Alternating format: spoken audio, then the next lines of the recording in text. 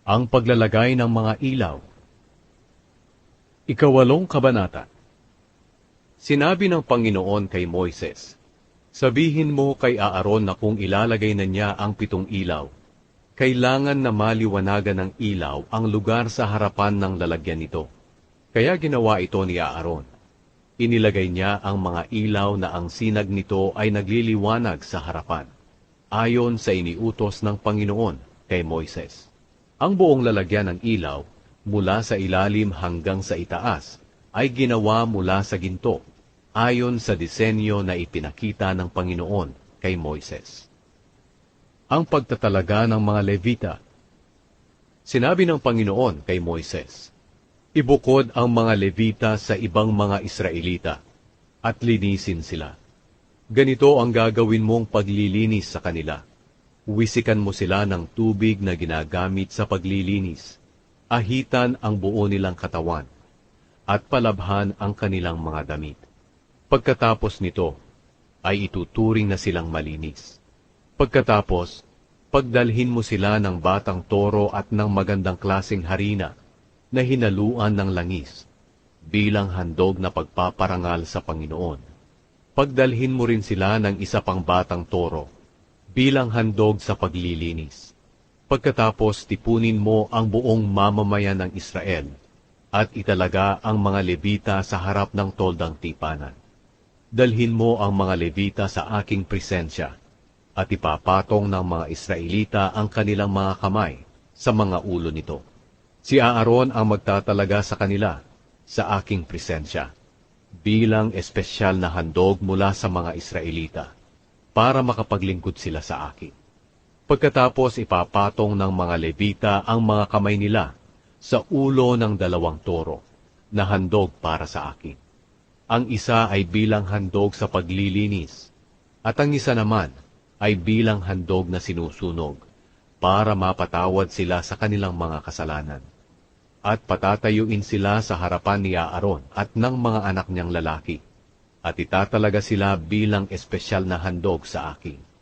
Sa pamamagitan nito, ibubukod mo ang mga Levita sa ibang mga Israelita, at magiging akin sila.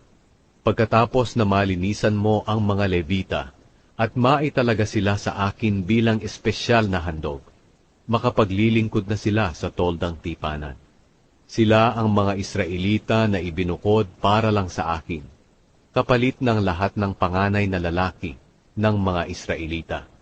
Dahil ang bawat panganay sa Israel ay akin, tao man o hayop. Nang pinagpapatay ko ang lahat ng panganay ng mga Ehipsyo, ibinukod ko para sa akin ang lahat ng panganay na lalaki ng Israel. At kinuha ko ang mga Levita, kapalit ng lahat ng panganay na lalaki ng Israel. Sa lahat ng mga Israelita, ang mga Levita ang pinili ko na tumulong kay Aaron at sa mga anak niyang lalaki. Maglilingkod sila sa toldang tipanan para sa mga Israelita, at gagawa sila ng mga seremonya para sa kapatawaran ng kasalanan ng mga Israelita, para walang panganib na dumating sa kanila kapag lumapit sila sa toldang tipanan. Kaya itinalaga nila Moises, Aaron, at ng buong mamamayan ng Israel ang mga Levita, ayon sa iniutos ng Panginoon kay Moises. Naglinis ang mga Levita ng kanilang sarili, at nilabhan nila ang kanilang mga damit. Pagkatapos, itinalaga sila ni Aaron sa presensya ng Panginoon, bilang espesyal na handog, at gumawa si Aaron ng seremonya para sa kapatawaran ng mga kasalanan nila, at para maituring silang malinis.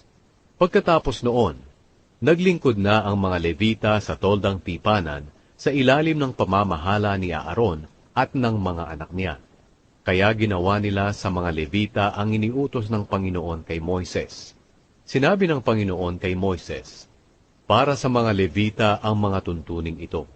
Magsisimula ang mga Levita sa paglilingkod sa toldang tipanan sa edad na 25, at titigil sila sa paglilingkod sa edad na 50. At kapag magre-retiro na sila, maaari silang makatulong sa kapwa nila Levita sa pamamagitan ng paglilingkod bilang tagapagbantay sa tolda. Pero hindi na sila gagawa ng mga gawain sa tolda. Ganito ang paraan kung paano mo ibibigay ang mga tungkulin sa mga Levita.